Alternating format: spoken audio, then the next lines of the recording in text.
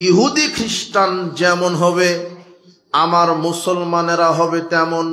এদের আকীদা সংস্কৃতি কৃষ্টি কালচারে হবে সমান।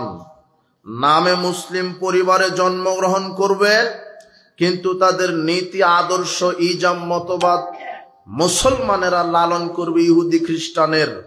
এই কথা মুহাম্মদ সাল্লাল্লাহু আলাইহি ওয়াসাল্লাম বলছেন।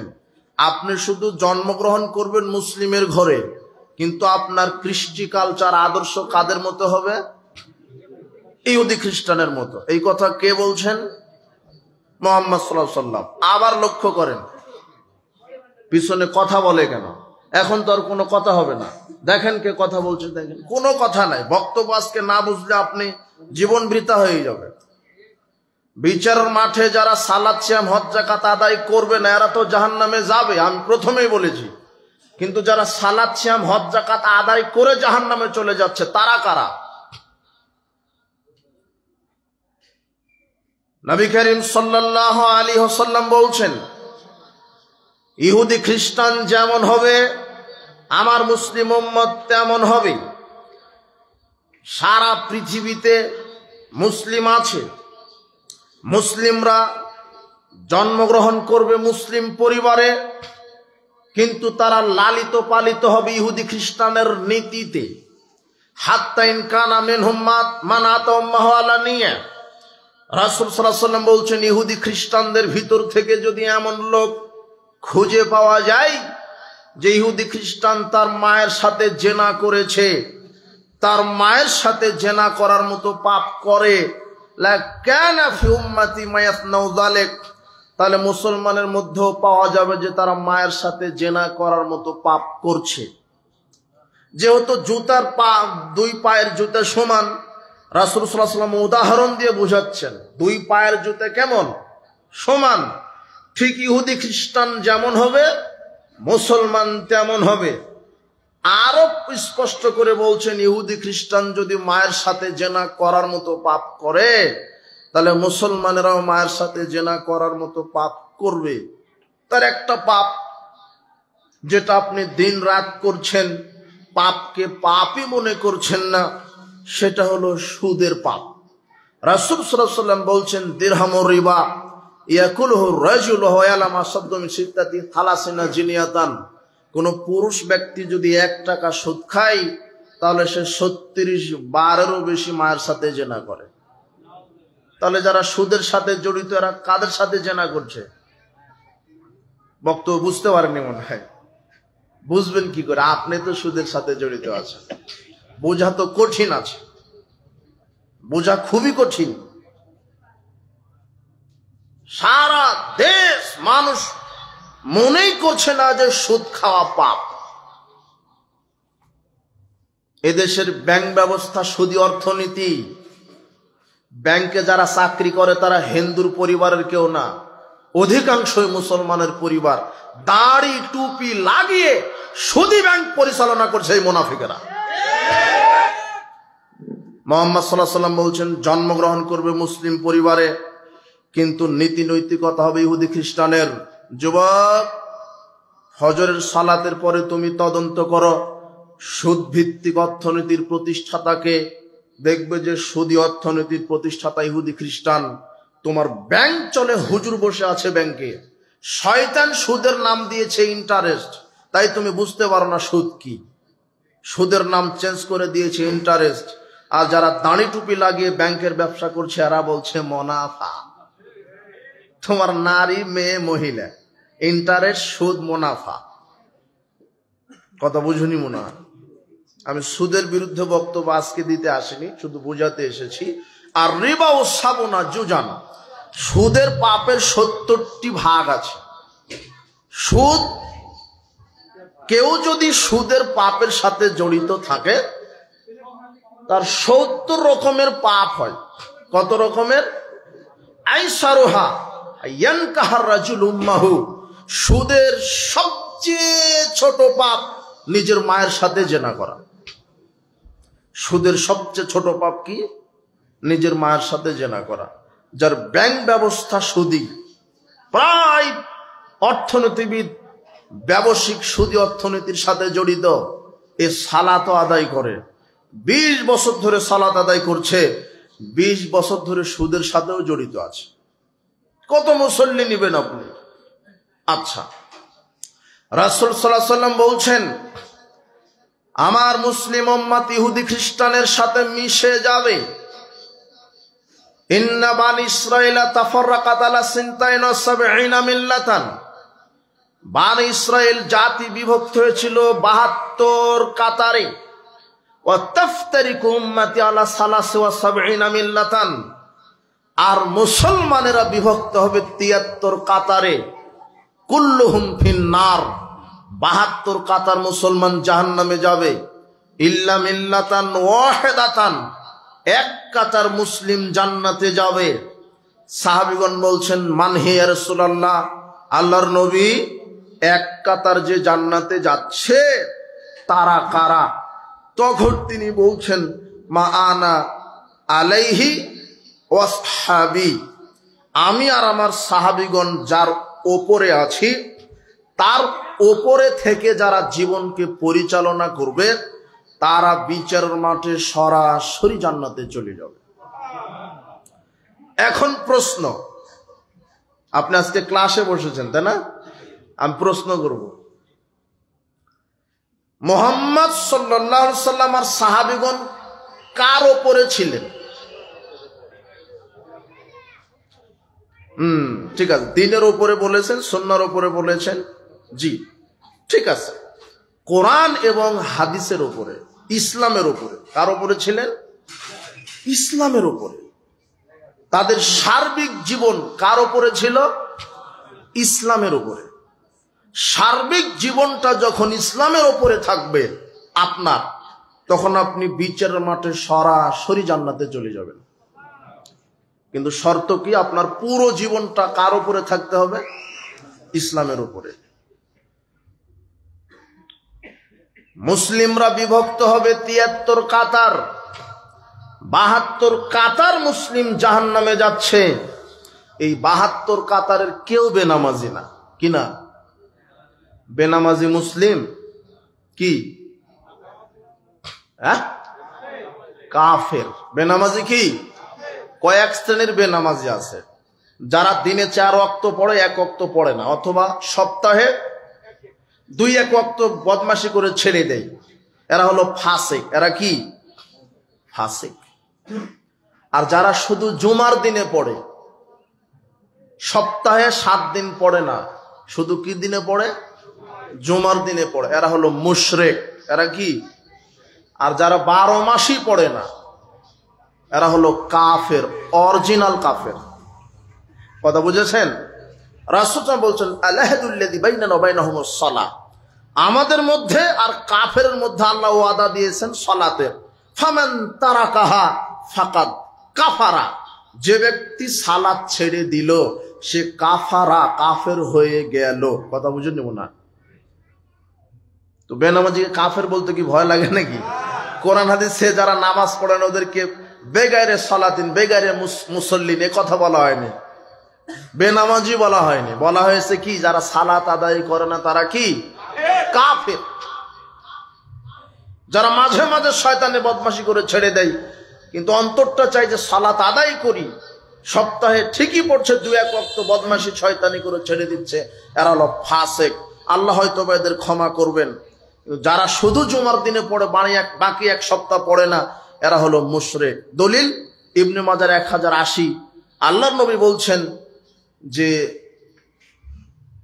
ফামান তারাকাহা ফাকাদ আশরাকা।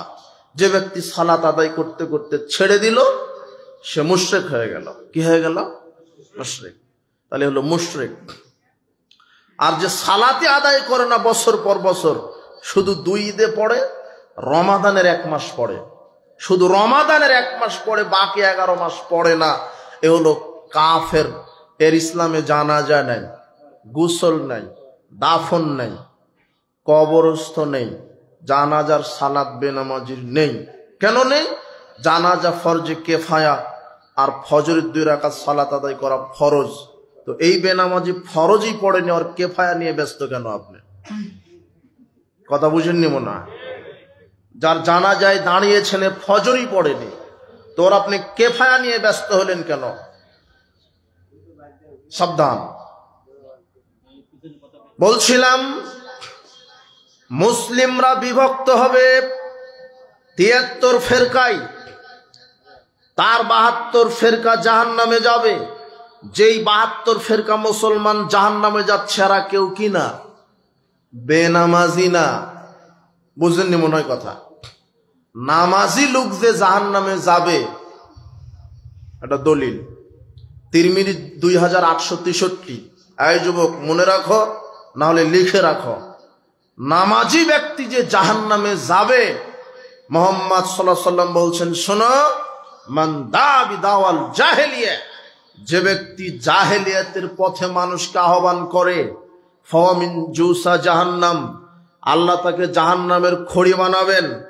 তখন সাহাবীগণ বলছেন, আল্লাহর নবী, ওয়াইন সামা ওয়া সাল্লা, যদিও লোকটা সালাত আদায়কারী হয়, সিয়াম পালনকারী হয়, তবুও কি জাহান্নামে যাবে? তখন তিনি বলছেন, হ্যাঁ, ওয়াইন সামা ওয়া সাল্লা জামান্নাহু মুসলিম, যদি সালাত সিয়াম কেন, নিজেকে যদি পাক্কা মুসলিমও দাবি করে আর জাহেলিয়াতকে যদি প্রমোট করে, ও সালাত সিয়াম হজ যাকাত আদায় করার পরও জাহান্নামে চলে যাবে। এটা তিরমিজির 2863 নম্বর হাদিস। তিরমিজি রেখে দেন, বুখারী 5058 নম্বর হাদিস।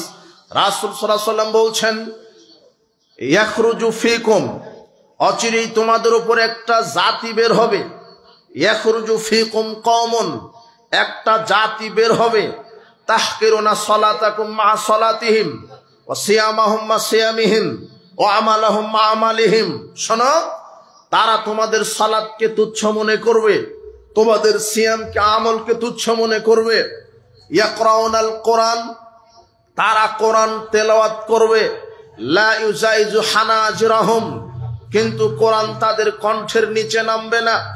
ইয়ামরুকুনা মিনাদ দ্বীন কামা ইয়ামরুকু সাহমু মিনার রামিয়া, তারা দ্বীন ইসলাম থেকে ওইভাবে বের হয়ে যাবে যেমন ধনুক থেকে তীর বের হয়ে যায়। এক শ্রেণীর সালাত সিয়াম হজ যাকাত আদায়কারী, সালাত সিয়াম হজ যাকাত আদায় করার পরে মুসলমানই থাকছে না।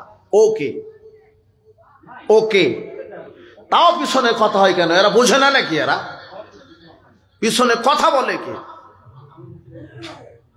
একটু, আমি আজকে আপনাকে কষ্ট দেওয়ার জন্য এসেছি, একটু ধৈর্য সহকারে বসেন। বক্তব্যের এখনো বুঝতে পারেননি, আজকে বুঝে এখান থেকে উঠতে হবে। বক্তব্যে বিশৃঙ্খলা ঘটাবেন না। শোনেন, কি কথা বললাম আমি একটু আগে? কি কথা বললাম মনে আছে?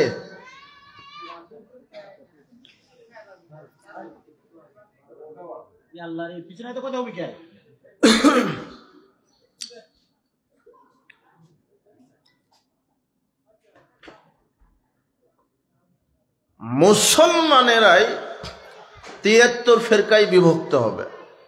তার ৭২ ফেরকা কোথায় যাচ্ছে? জাহান্নামে। যে ৭২ ফেরকা জাহান্নামে যাচ্ছে এরা হলো মুসলমান, এরা হলো মুসলমান। তো আপনিও তো মুসলমান, আপনি কোন শ্রেণীর মুসলমান? নবী করিম সাল্লাল্লাহু আলাইহি ওয়াসাল্লাম বলছেন, ইহুদি খ্রিস্টান যেমন হবে আমার মুসলিম উম্মত তেমন হবে। ইহুদি খ্রিস্টান বিভক্ত হয়েছিল ৭২ ফেরকায়, মুসলমানেরা বিভক্ত হবে ৭৩ ফেরকায়। কুল্লুহুম ফিন্নার, ৭২ ফেরকা মুসলিম জাহান্নামে যাবে। ইল্লা মিল্লাতান ওয়াহিদাতান, একটি ফেরকা, একটি দল জান্নাতে যাবে। বক্তব্যের বিষয় ছিল ফেরকা নাজিয়া, মুক্তি প্রাপ্ত দল। তার মানে দল তো অনেক, কিন্তু সরাসরি জান্নাতে যাবে এমন দল কয়টা? একটা। আজকে ইসলামের নামে যে কত দল,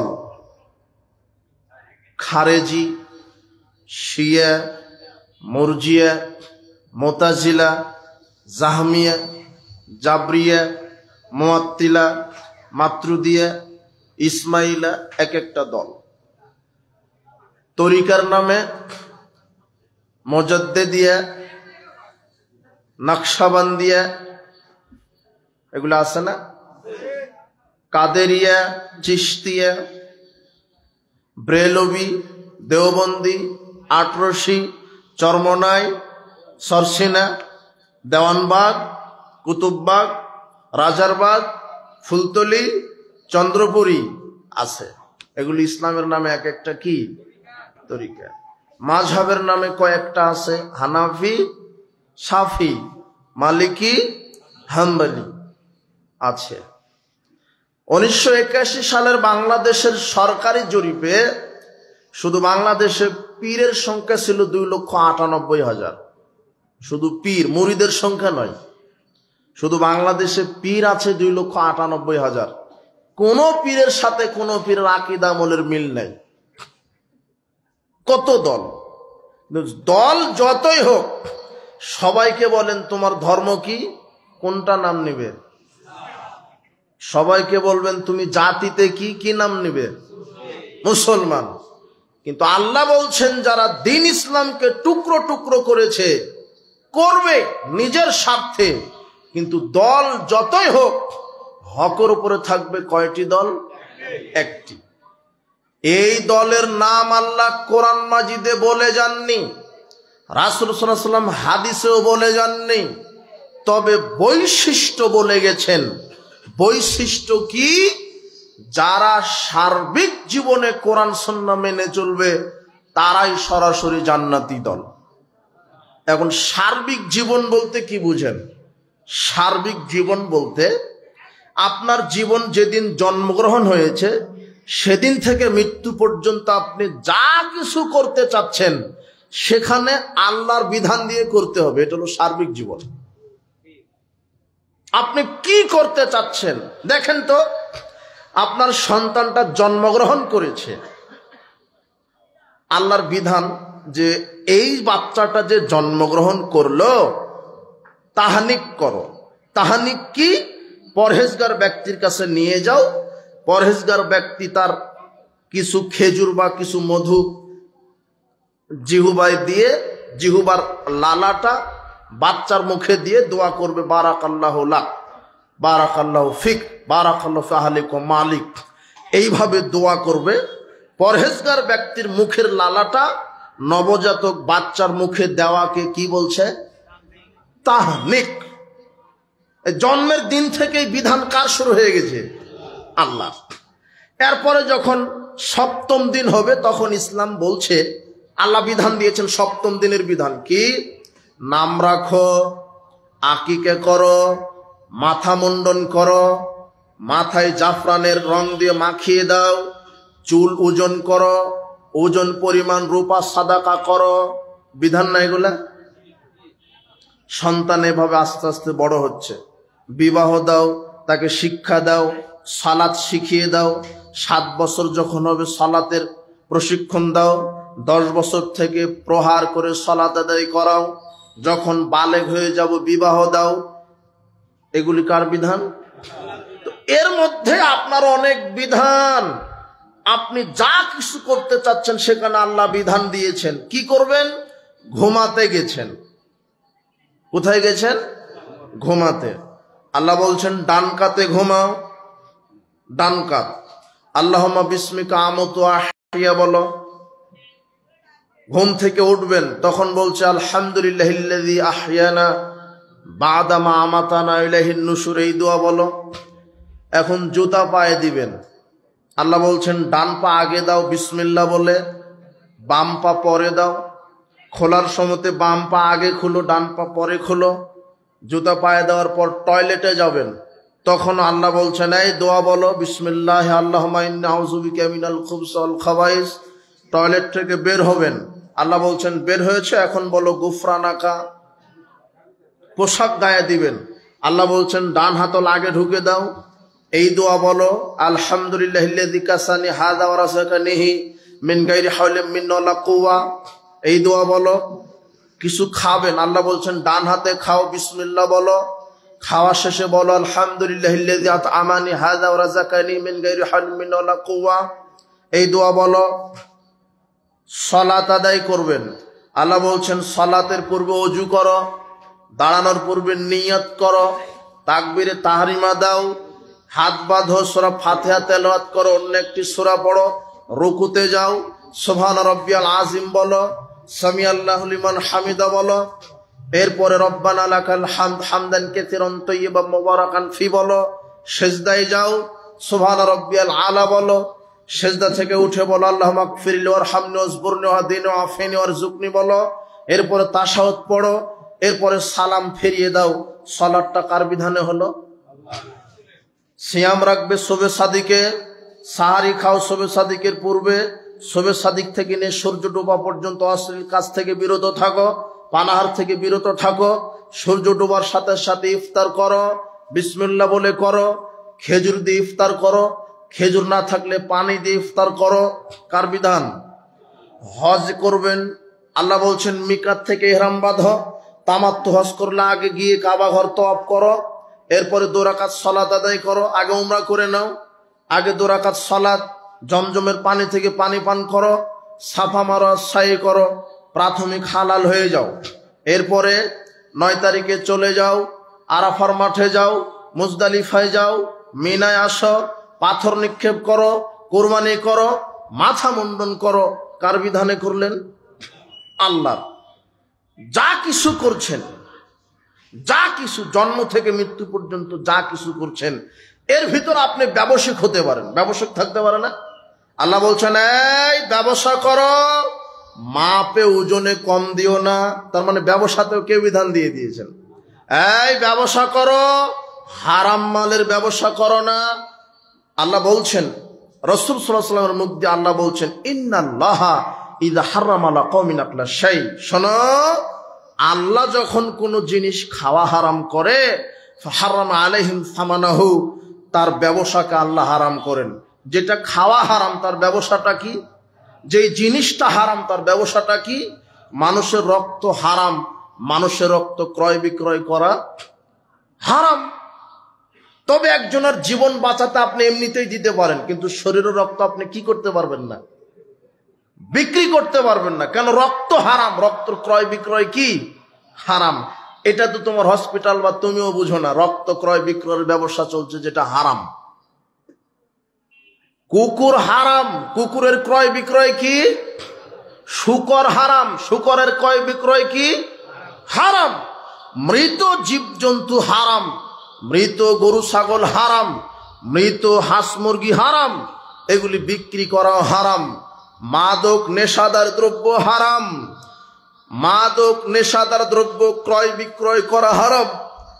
1999 জন মুদির দোকানে বিড়ি সিগারেট জর্দাগুল বিক্রি করে, এরা হলো হারাম ব্যবসায়ী। মুহাম্মদ সাল্লাল্লাহু আলাইহি ওয়াসাল্লাম বলছেন আল্লাহ যে জিনিসটা খাওয়া হারাম করেছেন তার ব্যবসাকে হারাম করেছেন। বিড়ি সিগারেট জর্দাগুল, ইয়াবা, ফেন্সিডিল, প্যাথেডিন, বেয়ার, হুইস্কি, এগুলি হারাম। এর ভিতরে মাদক রয়েছে, বিড়ির মধ্যে মাদক রয়েছে, সিগারেটের ভিতরে মাদক রয়েছে, জর্দার ভিতরে মাদক রয়েছে। বিড়ি সিগারেট জর্দাগুল এগুলি হারাম। মাদক কাকে বলে? আল্লাহ বলছেন ইন্নামাল খামরু, আমি আল্লাহ মদ হারাম করলাম। মদ কি জিনিস? এবার আল্লাহর নবী বলছেন মা আসকারা কাসিরুহু ফাকালিলহু হারাম। যেই জিনিসটা বেশি পরিমাণ খেলে মানুষ পাগলামি করে তার অল্পটা হারাম। এই হাদিসের আলোকে আমরা বলেছি বিড়ি সিগারেট জর্দাগুল হারাম। কেন? মানুষ জর্দা খায়, পানের সাথে খায়, অল্প করে খায়, কিন্তু যে অল্প পরিমাণ জর্দা খাচ্ছে তাকে যদি আপনি বেশি পরিমাণ জর্দা খাইয়ে দেন ওর মস্তিষ্ক পাগলা হয়ে যাবে। আল্লাহর নবী বলছেন যে জিনিসটা বেশি খেলে মানুষ পাগলা হয়ে যায়, হিতাহিত জ্ঞান থাকে না, মানুষ মাদকে আসক্ত হয়ে যায়, মাতাল হয়ে যায়, তার অল্প পরিমাণ খাওয়াটা কি হারাম। তাহলে জর্দা যদি বেশি পরিমাণ খেলে মাতলামি চলে আসে, এখন জর্দা খাওয়া কি হারাম। আর একে তো এটা হলো খাবিস, অপবিত্র খাবার।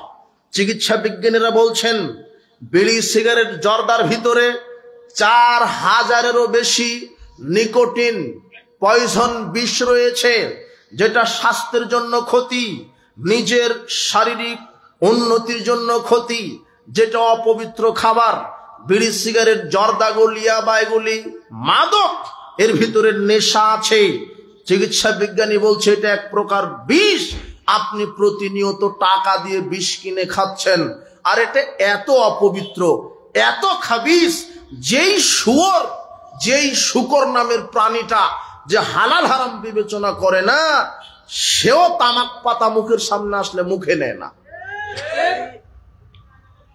যেই জর্দা আপনি খান, এদেশের এক শ্রেণীর হুজুরেরাই খায়, মসজিদের হুজুর খায় জর্দা, আর ফতোয়া মেরে দিয়েছে জর্দা হারাম নয়, এটা হলো মাকরুহ। হুজুর বলছে মাকরুহ, মানো খাবে তাই। যুবক, তুমি যেটা খাও, সিগারেট খাও, তোমার বাপ খায় সিগারেট, তোমার হেডমাস্টার খায় সিগারেট, তোমার মসজিদের হুজুর খায় জর্দা, তুমি, তোমার বাপ, তোমার হেডমাস্টার আর তোমার হুজুর, চারজনেই বিড়ি, সিগারেট আর জর্দাগুল কুকুরের সামনে মুখে ফেলে দিবে। কুকুর পেশাব করে দিতে রাজি আছে, তবু মুখে দিতে রাজি নয়। তুমি সেটা খাও কি করে? তোমার হেডমাস্টার খায়, পরিবেশ দূষিত করো কেন? এটা বন্ধ করতে হবে। মাদক রাষ্ট্রীয়ভাবে বন্ধ করে দিতে হবে। মাওলানা সাহেব বক্তব্য দিবে না, মাওলানা সাহেব বক্তব্য দিবে না, মাওলানা সাহেব বলবে না বিড়ি, সিগারেট, জর্দাগুল হারাম। যখন বাংলাদেশের সংসদে কোরআন হাদিসের আইন পাশ করা হবে, আর বাংলাদেশ সংসদে 300টা সিটে এদেশের হকপন্থী আলেম ওলামা এমপি মন্ত্রীর গদিতে বসবে, সেদিন 24 ঘন্টার মধ্যে মাদকতাকে কবর দেওয়া হবে ইনশাআল্লাহ। এদেশের আলেম ওলামা আর বক্তব্য দিবে না, বাবাজিরা জেনা করো না। যখন কোরআন হাদিস সংসদে বসবে, তখন এই দেশের হকপন্থী আলেম ওলামা এমপি মন্ত্রিত্বের ভূমিকা পালন করে আইন পাশ করে দিবে। যদি কোনো যুবক বিবাহের পূর্বে জেনায় লিপ্ত হয়, 100 লাঠি পিঠাও, 1 বছর এলাকা ছাড়া করো। বিবাহের পরে যদি কোনো নারী পুরুষ জেনায় লিপ্ত হয়, তাহলে ঢাকার নয়াপল্টনে, পল্টন ময়দানে হাজারো লক্ষ কোটি মানুষের সামনে বুক পুঁতে মাটিতে গেড়ে দিয়ে পাথর মেরে মাথা ফাটিয়ে তাকে মেরে ফেলো। এই বিধান যখন কায়েম হবে, বাংলাদেশ থেকে রাতারাতি লুচ্চামি বন্ধ হয়ে যাবে। বিড়ি, সিগারেট, জর্দাগুল, মাদক রাষ্ট্রীয়ভাবে বন্ধ করে দেওয়া হবে। কোরআনে কারীমে আল্লাহ বলছেন মাদক হারাম। নবী করিম সাল্লাল্লাহু আলাইহি ওয়াসাল্লাম বলছেন আল্লাহ যেটা খাওয়া হারাম করে, তার ব্যবসা হারাম করেন। এই জন্য যত মুদির দোকান আছে, আপনি বিড়ি, সিগারেট, জর্দাগুল যদি ঈমান থাকে, তাহলে আগামীকাল সকালে বিড়ি, সিগারেট, জর্দাগুলের ডিব্বা পুড়িয়ে ফেলে দিবেন। ওটা বিক্রি করা হারাম, ওর খাওয়া হারাম, ওর ব্যবসা হারাম। যে উৎপাদন করে সে হারামখোর, যে সরবরাহ করে সে পাপী, যে সহযোগিতা করে সেই পাপী, যে এটা টাকা দিয়ে কিনে সে পাপী, যেই মাদকের লভ্যাংশ খায় সেও পাপী। এটা কত বড় পাপ! মুহাম্মদ সাল্লাল্লাহু আলাইহি ওয়াসাল্লাম বলছেন, যারা নিয়মিত বিড়ি, সিগারেট, জর্দাগুল, মাদক সেবন করে, তারা মূর্তি পূজা সমান অপরাধ করে। উপস্থিত বৈঠকের মুসলিম দিনী ভাই বোন, বলছিলাম ইসলাম সার্বজনীন। আপনাকে সর্বক্ষেত্রে বিধান মেনে চলতে হবে, সার্বিক জীবনে বিধান মেনে চলতে হবে। সার্বিক জীবন মানে ব্যবসাতে কার বিধান? একটু আগে যে সিরিয়ালে বলা হলো, ঘুমালেন কার বিধানে, ঘুম থেকে উঠলেন কার বিধানে, জুতা পায়ে দিলেন কার বিধানে, খাওয়া দাওয়া করলেন কার বিধানে, সালাত, সিয়াম, হজ, যাকাত, ব্যবসা করতে হবে কার বিধানে? আল্লাহ। সব কিছু আল্লাহর, সব কিছু তো আল্লাহ বিধান দিয়েছেন, সব কিছু। এখন আমার সাথে আপনি মিলেন, আপনি কি সার্বিক জীবন ইসলাম মেনে চলছেন? ঘুমালেন কার বিধানে, খেলেন কার বিধানে, সালাত আদায় করলেন কার বিধানে, হজ করলেন কার বিধানে, রাজনীতি করছেন কার বিধানে? হ্যাঁ, ও বলছে আল্লাহ, এর গতিতেই চলে গেছে।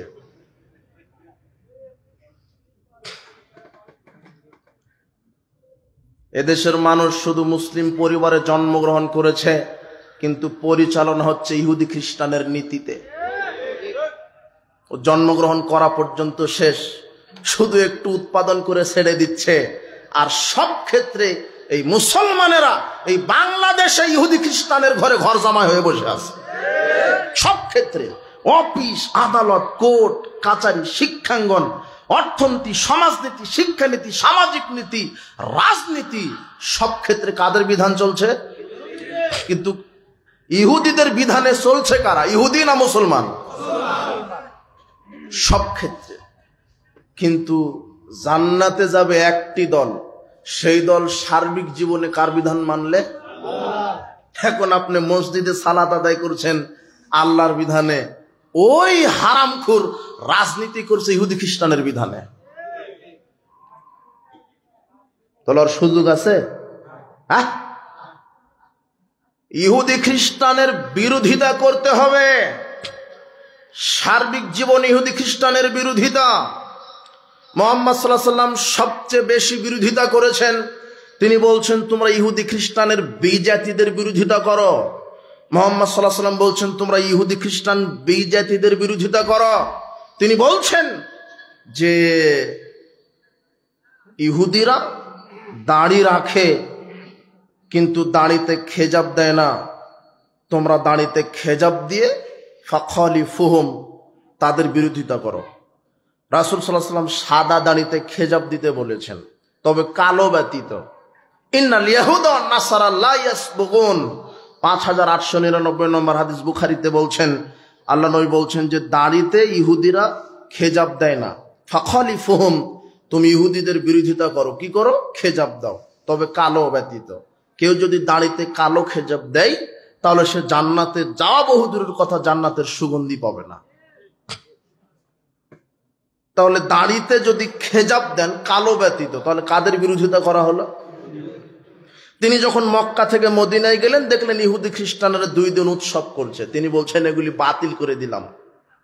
মুহাম্মদ সাল্লাল্লাহু আলাইহি ওয়াসাল্লাম বিরোধিতা করেছেন, এগুলি বাতিল চলবে না। আল্লাহ দিয়েছেন উত্তম 2টা দিন, যদি তোমরা মুসলিম হও তাহলে 2টা দিন আনন্দ পালন করবে, উৎসব করবে, ঈদুল আদহা, ঈদুল ফিতর। তিনি বিরোধিতা করেছেন। একদিন তিনি আশুরার সিয়াম রেখেছেন, রাখার পরে বলছেন সাহাবীরা তোমরাও রাখো। তখন সাহাবীগণ বলছেন, ইন্নাহু ইয়াউমুন ইউআযযিমুহুমুল ইয়াহুদু ওয়ান নাসারা। আচ্ছা, এই দিন তো সেই দিন যেই দিন ইহুদি খ্রিস্টান বড় হিসেবে পালন করে। তো আপনি যে সিয়াম রাখছেন, আপনিও যে আশুরার 10 তারিখ পালন করছেন, অথচ আপনি বলেন ইহুদিদের বিরোধিতা করতে হবে, খ্রিস্টানের বিরোধিতা করতে হবে। তখন তিনি বলছেন, তাই তো, আমি তো এইভাবে বুঝিনি। লা ইন বাকিতু লা কাবিলিন লাসুমানাত তাসিয়া। শোনো, আগামী বছর যদি বেঁচে থাকি তাহলে 9 তারিখে আমি একটা সিয়াম রেখে নিব, আশুরার মুহররমের 9 তারিখ আগে একটা রেখে নিব, আর 10 তারিখে রাখবো। 10 তারিখ তো নাজাতে মুসার শুকরিয়া, আর 9 তারিখে রাখবো এটা ইহুদি খ্রিস্টানের বিরোধিতা। কাদের বিরোধিতা?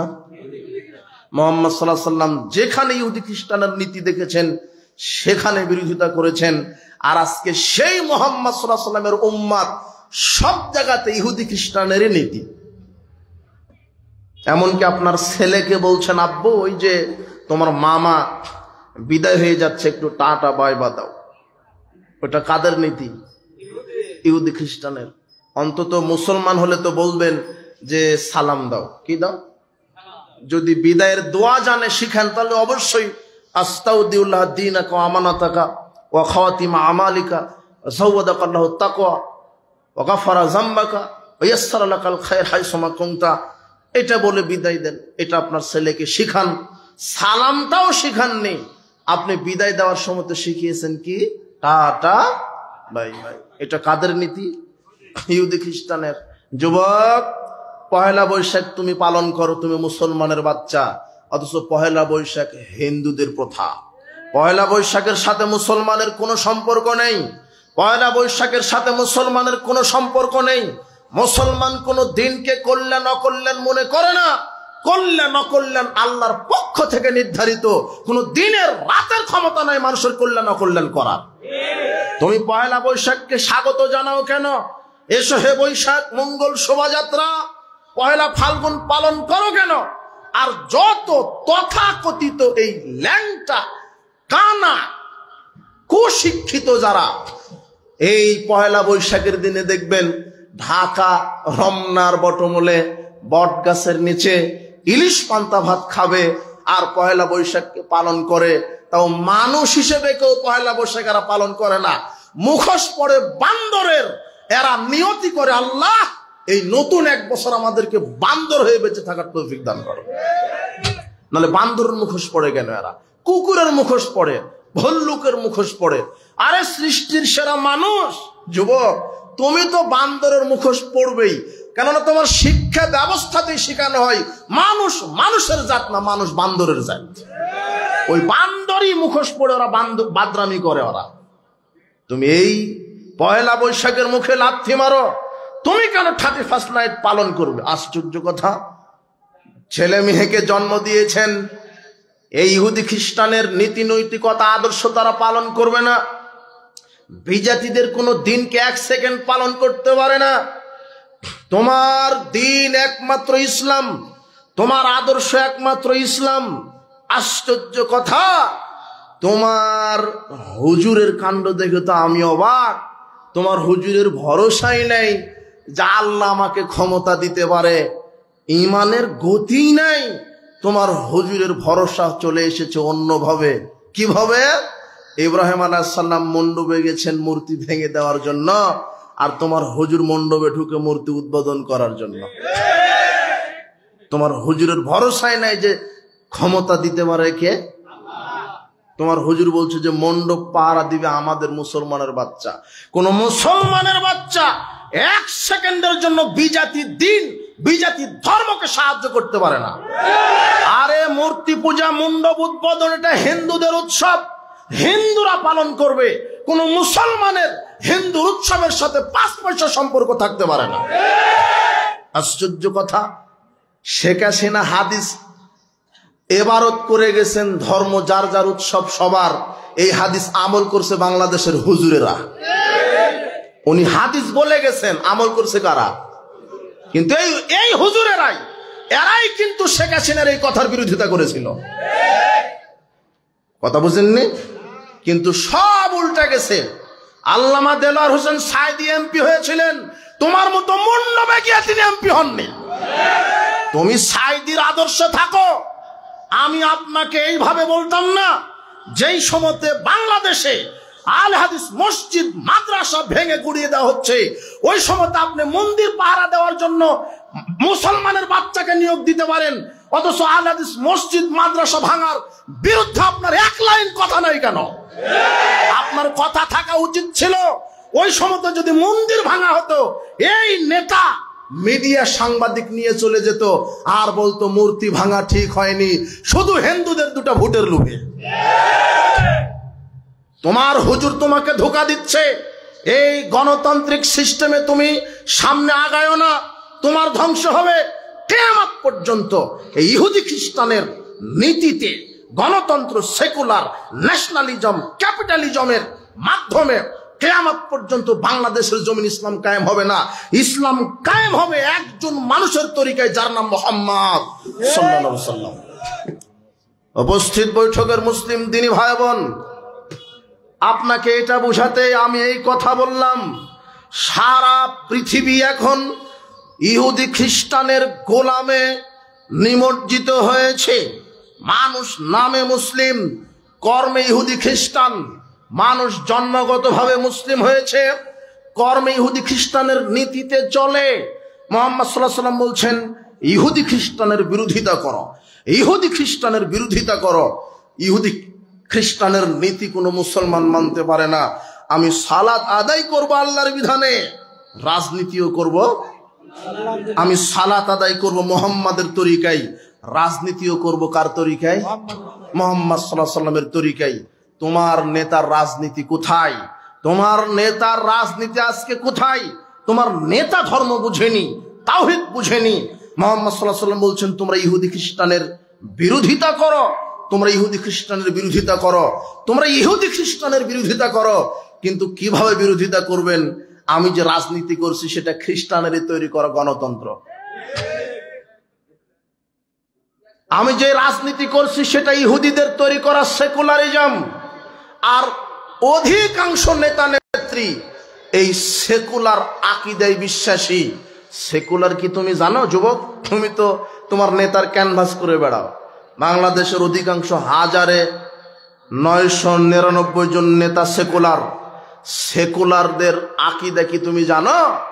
একটু বলি, তুমি একটু দেখো। সেকুলারদের আকীদা হচ্ছে, তুমি অক্সফোর্ড ডিকশনারি খুলে দেখো, সেকুলারিজমের সঙ্গে তারা বলছেন যে secularism is the belief that religion should not be involved in the organisation of society education. সেকুলারের সঙ্গেই বলে দেওয়া হয়েছে যে সেকুলারিজম এমন একটা বিশ্বাসের নাম যে সেকুলার যতদিন থাকবে ততদিন শিক্ষা ব্যবস্থায়, সামাজিক ব্যবস্থায়, অর্থ ব্যবস্থায় ইসলামকে ঢুকতে দেওয়া যাবে না। ইসলামকে ঢুকতে দিবে না শিক্ষা ব্যবস্থায়। এরপরে বলা হচ্ছে religion should not be allowed to come into politics. Secular নেতাদের আকীদা যে রাজনীতিতে ইসলাম ঢুকতে দেওয়া যাবে না। ইসলাম মানে কি? It is merely matter between man and God. ইসলাম হলো মসজিদ মাদ্রাসায় শুধু নম করবে, কিন্তু অর্থনীতিতে ইসলাম আমরা ঢুকাতে দিব না, রাজনীতিতে ইসলাম ঢুকাতে দিব না। কেন? রাজনীতিতে যদি ইসলাম ঢুকাতে দিই তাহলে তো চুরি করলে হাত কাটা যাবে। তোমার নেতারে আগে হাত কাটা হবে। যেই দেশের পিয়ন 400 কোটি টাকার মালিক, তোমার এমপির অবস্থা কি? তোমার এই এমপি কি চাইবে যে ইসলাম সংবিধানে থাকুক? তো তোমার নেতারই তো হাত কাটা যাবে। অর্থ ব্যবস্থায় যদি রাজনীতি ইসলামকে ঢুকায় তাহলে তো সুদ বন্ধ হয়ে যাবে। এদের আকীদা এটা। মুহাম্মদ সাল্লাল্লাহু আলাইহি ওয়াসাল্লাম বলছেন তোমরা ইহুদি খ্রিস্টানের বিরোধিতা করো। এইবার আল্লাহ বলছেন সূরা ইমরান 100 নম্বর আয়াত। এই আয়াত সবাই পড়বেন বাড়িতে গিয়ে, আপনাকে এটা কেউ বলবে না। আল্লাহ বলছেন ইয়া আইয়ুহাল্লাযিনা আমানু, হে বিশ্বাসীগণ, হে বিশ্বাসীগণ, কি ইন তুতিউ ফারিকাম মিনাল্লাযিনা উতুল কিতাব, তোমরা যদি ইহুদি খ্রিস্টানের আদর্শ মতো চলো, ইয়ারুদ্দুকুম বাদা ঈমানিকুম কাফিরিন, তোমরা ঈমান আনার পরে তারা তোমাদেরকে কাফের বানিয়ে দিবে। ইহুদি খ্রিস্টানের নীতিতে যদি মুসলমান চলে তাহলে মুসলমান কি হয়ে যাবে? এটা কে বলছেন? আল্লাহ বলছেন। এই আয়াতটা স্মরণ রাখবেন। কিন্তু আজকে মুসলমান কার নীতিতে চলছে? ইহুদি খ্রিস্টানের। পাশ্চাত্য মতবাদ, এই বস্তা পচা নগ্ন মতবাদের গোলামি করছেন আপনি শুধু ইসলাম মানে বুঝেছেন সালাত সিয়াম আল্লাহর বিধানে, কিন্তু ইসলাম যে রাজনীতিও কার বিধানে? তোমার এই হারামখুরে নেতা বলছে আলেম কেন রাজনীতির কথা বলবে? আলেম মানুষ শুধু তসবিটি পারওয়াজ করবে। বেটা, আলেমই তো সবচেয়ে বড় রাজনীতিবিদ। রাজনীতিবিদ কাকে বলে? রাজনীতি কি? সেই এটা খায়, এটা পরে না কি? এটা রাজনীতিবিদ কাদেরকে বলা হয় বলেন তো? হ্যাঁ, যারা রাষ্ট্র চালায় এদেরকে বলা হয় রাজনীতিবিদ না? তো অর্ধ পৃথিবীর খলিফা কে ছিলেন? তো উনি অর্ধ পৃথিবী চালায়েছে, আপনার মতো ছোট্ট ভূখণ্ড না। ওমর রাদিয়াল্লাহু আনহু অর্ধ পৃথিবী চালিয়েছে, তো উনি রাজনীতিবিদ না? মুহাম্মদ সাল্লাল্লাহু আলাইহি ওয়াসাল্লাম রাষ্ট্র চালাননি, তিনি রাজনীতিবিদ না? পৃথিবীর ইতিহাসে সর্বশ্রেষ্ঠ রাজনীতিবিদ, সর্বশ্রেষ্ঠ রাষ্ট্রবিজ্ঞানী, সর্বশ্রেষ্ঠ অর্থনীতিবিদ, সর্বশ্রেষ্ঠ শিক্ষাবিদ, সর্বশ্রেষ্ঠ মহামানব যার নাম মুহাম্মদ সাল্লাল্লাহু আলাইহি ওয়াসাল্লাম। রাজনীতি যদি শিখতে হয় মুহাম্মদ সাল্লাল্লাহু আলাইহি ওয়াসাল্লামের নীতি থেকে শিখতে হবে। রাজনীতি যদি করতে হয় সাহাবাদের নীতি থেকে করতে হবে। সাহাবীর মধ্যে একেবারে সম্ভ্রান্ত শক্তিশালী নেতা ছিলেন ওমর ইবনুল খাত্তাব রাদিয়াল্লাহু আনহু। তিনি এত পাওয়ারফুল নেতা ছিলেন, তার সামনে শরীয়তের কোনো বিষয়ে যদি কেউ মানুষ 19-20 করতেন তিনি ডবল শাস্তি ঘোষণা করতেন। মদ পানের শাস্তি ওমর রাদিয়াল্লাহু আনহু বলছেন 40টা হবে না, 80টা মারো। কেউ যদি ওমরের যুগে মদ পান করতো, বিড়ি সিগারেট জর্দাগুল খেত, তখন ওমর রাদিয়াল্লাহু আনহু তাকে 80টা জুতা পিটা করতেন। কতটা? তোমার হেডমাস্টার কয়টা খেত যদি বাংলাদেশে সংবিধান কোরআন থাকতো? অন্তত 40টা জুতার পিটানি খেত। যে মদ খায় তার প্রথম শাস্তি হলো শরিয়া শাস্তি, কয়টা? জুতার পিটা।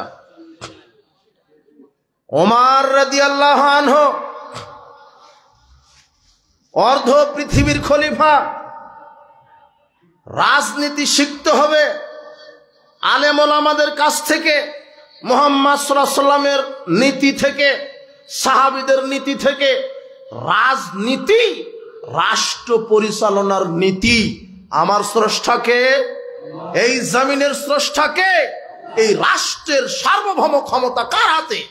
যদি আমার স্রষ্টা আল্লাহ হয়, তাহলে আমার জীবন পরিচালিত হবে আমার কিসে করলেন কিসে অকল্যাণ কে জানেন? আমি কিভাবে রাষ্ট্র পরিচালনা করব, আমার স্রষ্টাই আল্লাহ। আমার বিধান দিতে পারে কে? আল্লাহ। আমি কিভাবে মুনাফিকি করছি, স্রষ্টা আমার আল্লাহ, আর আমি বিধান মানছি শয়তানের। আমি আল্লাহর সাথে মুনাফিকি করেছি। আপনি বিচার মাঠে ধরা খাবেন। সবচেয়ে উত্তম বিধান হচ্ছে কোরআন। এই কোরআন দিয়ে মানুষকে পরিচালিত হতে হবে। সমাজে, রাষ্ট্রে, শিক্ষা ব্যবস্থায়, সব ক্ষেত্রে যতদিন এদেশের মানুষ ইসলাম সার্বিকভাবে মেনে চলবে না, ততদিন পুলিশ র‍্যাব দিয়ে বাংলার জমিনে চাঁদাবাজি, দুর্নীতি বন্ধ হবে না, জেনা ব্যভিচার, মাদক বন্ধ হবে না। যখন ইসলাম রাষ্ট্রীয়ভাবে কায়েম হবে, সংবিধান হবে কোরআন হাদিস, তখন এই দেশে শান্তি ব্যবস্থা কায়েম হবে, চুরি বন্ধ হবে, জেনা বন্ধ হবে, মাদকতা বন্ধ হবে, আপনার দুর্নীতি বন্ধ হবে। এটাই হলো ইসলামী রাজনীতি, রাষ্ট্র চালানোর নীতি, রাষ্ট্র চালানোর আইন, মানুষ পরিচালনা হওয়ার আইন। মানুষের স্রষ্টা আল্লাহ, মানুষ পরিচালিত হওয়ার সংবিধানও দিয়েছেন আল্লাহ। সে আল্লাহর বিধানে আমাকে চলতে হবে। আমি কথা বলি আল্লাহর ক্ষমতায়, আল্লাহ আমাকে ক্ষমতা দিয়েছেন তাই কথা বলি। আমি চলি পা দিয়ে, পায়ের শক্তি দিয়েছেন আল্লাহ। হাত দিয়ে ধরি, আমার হাত দিয়ে ধরার ক্ষমতা দিয়েছেন আল্লাহ। আমি আল্লাহর ক্ষমতার বাহিরে নই। আমি আল্লাহর সাথে কিভাবে গাদ্দারি করি, কিভাবে মুনাফিকি করি, আমার স্রষ্টাই তো আল্লাহ। আমি চলবো আল্লাহর বিধানে, কিন্তু কিভাবে মানুষের তৈরি করা মতবাদ আমি মেনে চলতে পারি, কিভাবে মানুষের আইন আমি মেনে চলতে পারি। মানুষ মানুষের আইন মানতে পারে না, মানুষ আল্লাহর আইন মানবে। এটাই হলো পরিপূর্ণ মুসলিমের বৈশিষ্ট্য। শুনেন, রাজনীতিবিদ যারা রাষ্ট্র চালায় এদেরকে বলা হয় রাজনীতিবিদ। মুহাম্মদ সাল্লাল্লাহু আলাইহি ওয়াসাল্লাম রাষ্ট্র পরিচালনা করেননি, তাহলে উনিও তো রাজনীতিবিদ। 4 খলিফা রাষ্ট্র পরিচালনা করেননি, তারাও তো রাষ্ট্রবিজ্ঞানী, রাজনীতিবিদ। আমাদের রাজনীতি শিখতেই হবে মুহাম্মদ সাল্লাল্লাহু আলাইহি ওয়াসাল্লামের নিকট থেকে, সাহাবীদের নিকট থেকে। সাহাবীদের নিকট থেকে রাজনীতি শিখবে কেন তোমার নেতা? ওমর রাদিয়াল্লাহু আনহু রাজনীতি যদি শিখে, তোমার নেতা তো চুরি করতে পারবে না। ওমর রাদিয়াল্লাহু আনহু অর্ধ পৃথিবীর খলিফা, রাতের আধারে অভাব দুঃখিনী মানুষের দ্বারে দ্বারে যাচ্ছেন। একদিন দেখে তাঁবুর ভিতর থেকে কান্নার আওয়াজ আসে। ওমর রাদিয়াল্লাহু আনহু গিয়ে বলছেন, বুড়িমা খবর তো? ওই যে আমার ছোট বাচ্চারা ক্ষুধার জ্বালায় কান্নাকাটি করে, আমি ওই পাত্রের ভিতরে পাথর আর পানি দিয়ে নাড়াচাড়া করছি, আর আমার ছেলে মেয়েকে বলছি যে গোস্ত রান্না হচ্ছে, একটু পরেই খাবি। সান্ত্বনা দিচ্ছি মিথ্যা, যাতে করে আমার বাচ্চারা কান্নাকাটি করে করে রাতে ঘুমিয়ে যাই, সকালে কোনো একটা ব্যবস্থা হবে। ওমর রাদিয়াল্লাহু আনহু এটা শোনার পরে বলছেন, সর্বনাশ, মনে হচ্ছে যেন আমার পায়ের তলা থেকে মাটি খসে পড়ছে। আমি ওমর অর্ধ পৃথিবীর খলিফা, আর আমার রাজ্যে না খেয়ে বাচ্চা কান্নাকাটি করবে, যদি আল্লাহ আমাকে ধরে। ওমর রাদিয়াল্লাহু আনহু বলেছিলেন তখন, ফোরাত নদীর তীরে যদি একটা ছাগল না খেয়ে মারা যায়, এর জন্য আল্লাহ আমাকে ধরবেন। যেখানে মানুষ না খেয়ে কাতরাচ্ছে, না জানে আল্লাহ আমাকে কিভাবে পাকড়াও করবেন। তিনি দৌড়ে চলে গেলেন বাইতুল মাল ফান্ডে, গিয়ে আসলাম নামের এক খাদেমকে বললেন, শোনো আসলাম, আটার বস্তা আমার কাঁধে উঠাও, তরি তরকারি আমার কাঁধে উঠাও। খাদেম বলছে, মন্ত্রী সাহেব হে ওমর ইবনুল খাত্তাব, আপনি তো অর্ধ পৃথিবীর খলিফা, আপনি কেন আটার বস্তা কাঁধে নিবেন? আটার বস্তা বহন করার জন্য আমি তো খাদেম আছি। তখন ওমর মুখ দিয়ে বলছেন, শোনো, যেই পরিস্থিতি আমি দেখে আসলাম, আল্লাহ আমাকে বিচার মাঠে অপরাধী করবেন, কাজে আমার বোঝা আমাকে বহন করতে দাও। অর্ধ পৃথিবীর খলিফা একজন অসহায় মানুষের খাদ্য কাঁধে বহন করে রাতে গিয়ে পৌঁছিয়ে দেয়। যেই ওমর আটা বহন করে ফকির মিসকিনের বাড়িতে আটার বস্তা পৌঁছিয়ে দেয়, আর সেই উমর নামের এত বড় রাজনীতিবিদ, বিশ্বের সবচেয়ে বড় রাজনীতিবিদ, অর্ধ পৃথিবীর খলিফা, যেই উমর আটার বস্তা কাঁধে বহন করে আপনার অসহায় মানুষের বাড়িতে আটার বস্তা কাঁধে বহন করে পৌঁছিয়ে দেয়, ঠিক এই জামানায় অনেক রাজনীতিবিদ আছে, ওই সময়তে আটার বস্তা চুরি করে এরা। যেই উমর খাদ্য পৌঁছিয়ে দেয়, ওই উমরের মতোই ওই রাষ্ট্রের কিছু দুর্নীতিবাজ নেতা, এরাও রাষ্ট্র পরিচালনা করে। উনি খাদ্য পৌঁছিয়ে দেয় এতিমের মুখে, আর ইনি ওই এতিমের খাদ্যটাই চুরি করে নিজে খায়। এই নেতার কি হবে বিচারের মাঠে? এদেশের নেতা নাত্রী, নেতা হয় মানুষের টাকা, রাষ্ট্রীয় টাকা চুরি করার ধান্দাতে। একটা এমপি, একটা চেয়ারম্যান হতে খরচ হয় 1 কোটি টাকা, ও খরচ করে 1 কোটি। ও 1 কোটি খরচ করে আর নিয়ত করে যে ক্ষমতায় গেলেই 50 কোটি চুরি করবো আমি। ও খরচ করেই চুরি করার ধান্দাতে। আপনি এই নেতার পিছনে কেন ঘুরেন? কোন চোর, কোন দুর্নীতিবাজ, এরা নেতা হওয়ার যোগ্যতা রাখে না। জবাবদিহি থাকতে হবে, তাকওয়াশীল হতে হবে। উমর রাদিয়াল্লাহু আনহু এত পরহেজগার শাসক ছিলেন, তিনি গনিমতের মাল বন্টন করছেন, একটা করে চাদর সবাইকে দিলেন। তার অভাব অনাথিনী, দুঃখী গরিব মানুষ এবং তার রাজ্যের সবাইকে একটা করে চাদর দিলেন। দিতে দিতে তিনিও তার ভাগে একটা পেয়েছেন, তার ছেলেকে দিয়েছেন, তার পরিবার সবাইকে একটা করে দিয়েছেন। এখন কিছুদিন পরে ওমর রাদিয়াল্লাহু আনহু খুতবা দিতে উঠেছেন, তো জনগণ দেখছে যে ওমরের গায়ে 2টা চাদর দিয়ে জোড়া দেওয়া জুব্বা। এখন জনগণ সন্দেহ পড়ে গেল, কি ব্যাপার, ওমর কি একটা চাদর বেশি দুর্নীতি করলো নাকি? আমাদেরকে একটা দিলেন, ওমরের গায়ে কেন 2টা চাদর? তখন জনগণ বলছে যে খুতবা আপনার পরে শুনবো, আগে বলেন 2টা চাদর কিভাবে পেলেন? জবাবদিহিতা দেখেন।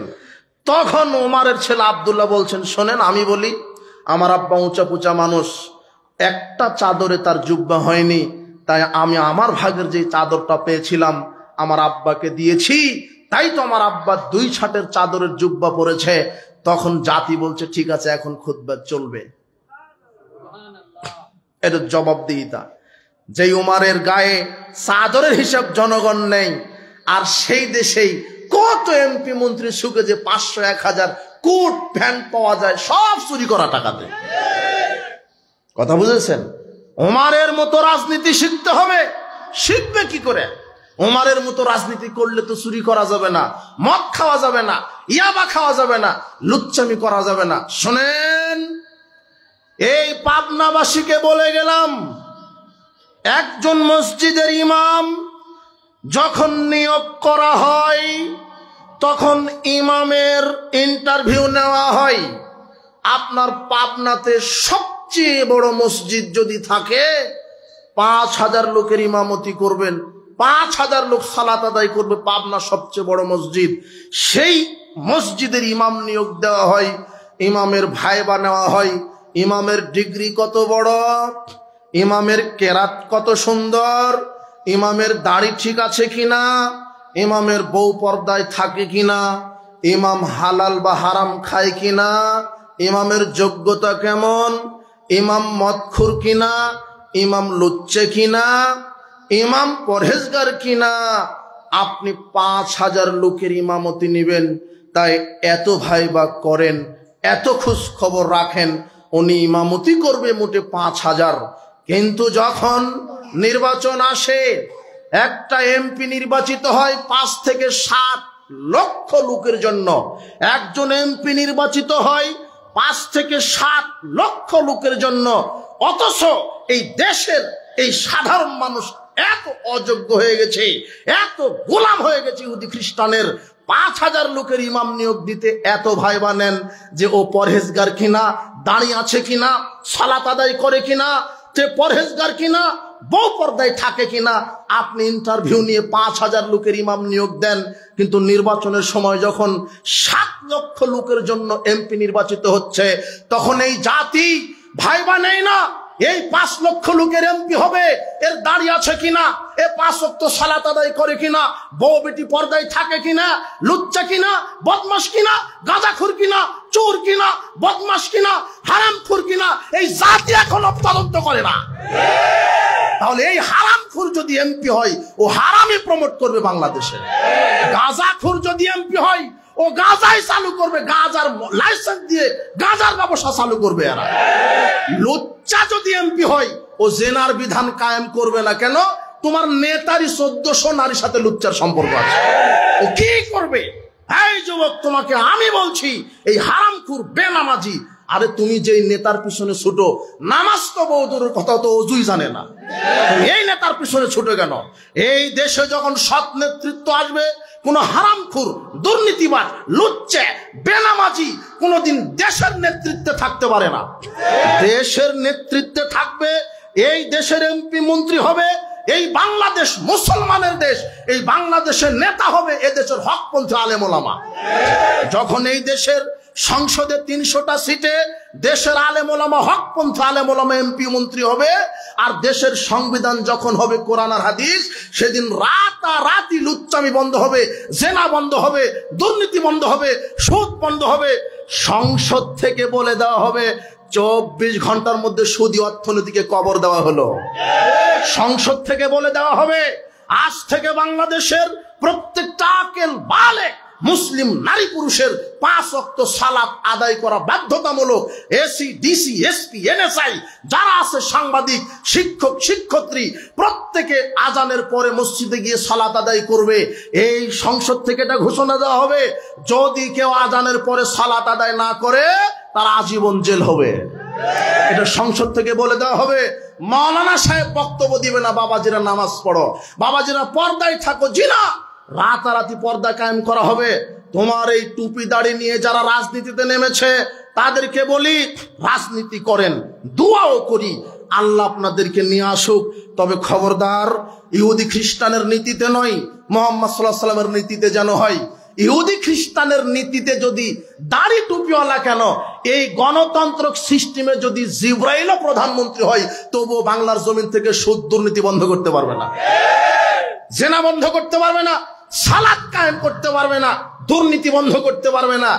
যখন মুহাম্মদ সাল্লাল্লাহু আলাইহি ওয়াসাল্লামের নীতিতে আপনি হবেন প্রধানমন্ত্রী, সেদিন সংসদ থেকে বলে দিতে পারবেন, শোনেন, আগামী 24 ঘন্টার মধ্যে বাংলাদেশে যে শিরকি জাতীয় সঙ্গীত, ওমা তোমার আকাশ তোমার বাতাস, 24 ঘন্টার মধ্যে কবর দিতে হবে।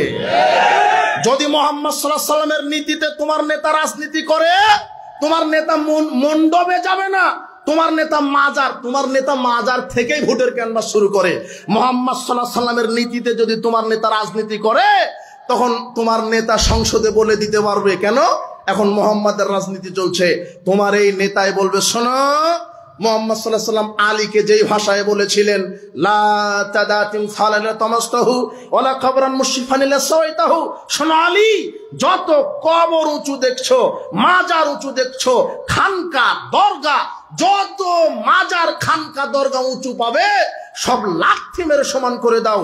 এই সংসদ থেকে 24 ঘন্টার মধ্যে বিল পাস হবে, মাজার খানকার কবর রচনা করে দাও।